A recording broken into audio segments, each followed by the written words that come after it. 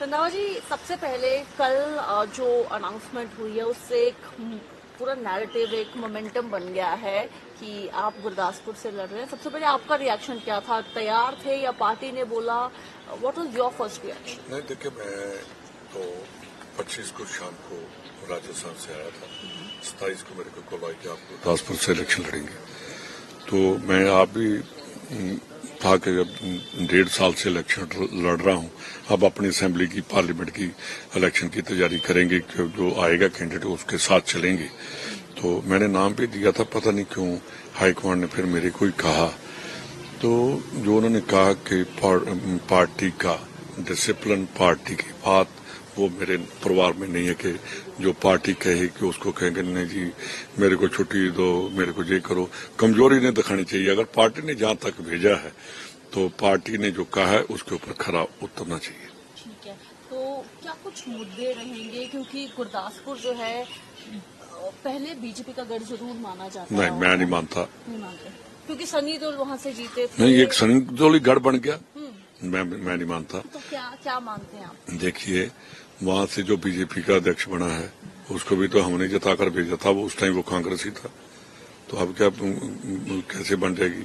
प्रताप बाजवा बनकर गए, फिर वहां मिसी भिंडर कितनी बार बनी, प्रबोध चंद्र कई बार बने। उससे पहले जो पुराने लीडर उनको मेरे को भी नाम भी नहीं याद, वो बनकर गए। आज भी हम 6 MLA 9 में से कांग्रेस की जीत कर रहे हैं। फिर आप कैसे कह सकते हैं कि बीजेपी का गढ़ है? बीजेपी का एक ही MLA बना, अश्विनी शर्मा, तो जो है कैंडिडेट है वो तो अपनी सीट हार गया था सुजानपुर। तो साथ ही मैं ये भी पूछना चाहता हूँ कि 15 साल वो MLA रहा, उसकी जाकर देखिए, एक बार ये विधानसभा में एक क्वेश्चन नहीं किया।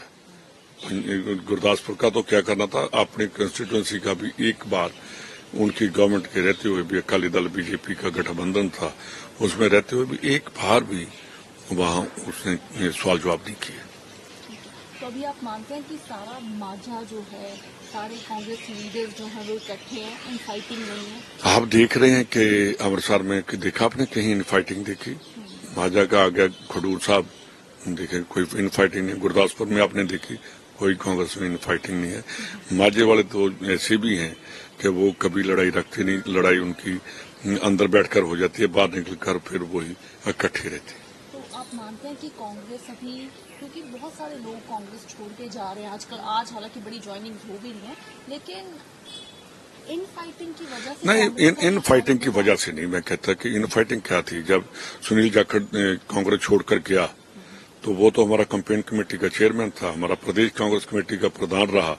उसके नेफ्यू को कांग्रेस ने जितवा कर भेजा। तो वो कहता कि कांग्रेस में मेरा दम घुट रहा था, तो क्यों ली उसने कैंपेन कमेटी की कमांड? क्यों अपने नेफ्यू को टिकट दिलवाई? क्यों नहीं आज तक कांग्रेस से उसके नेफ्यू ने इस्तीफा दिया? क्यों नहीं छोड़ी उसके नेफ्यू ने कांग्रेस? सिर्फ लालच के लिए बैठा कि मेरी MLA की सीट ना चली जाए, मैं दोबारा MLA नहीं बनूंगा? करने चाहिए थे ना। अगर वो चला गया, इतना इखलाक, इतना करेक्टर, इतनी वो बातें बड़ी बड़ी करते हैं, तो कांग्रेस की सीट छोड़कर पार्लियामेंट के साथ ही वहां से लड़नी चाहिए थी MLA की। कैप्टन अमरिंदर तो आप गौंड के से क्यों बुजुर्ग को आप तंग कर रहे हैं?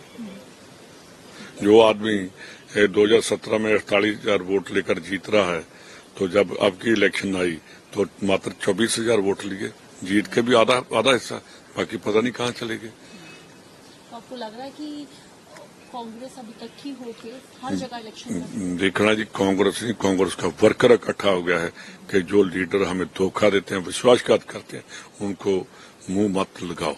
ये नारा चल गया पंजाब में।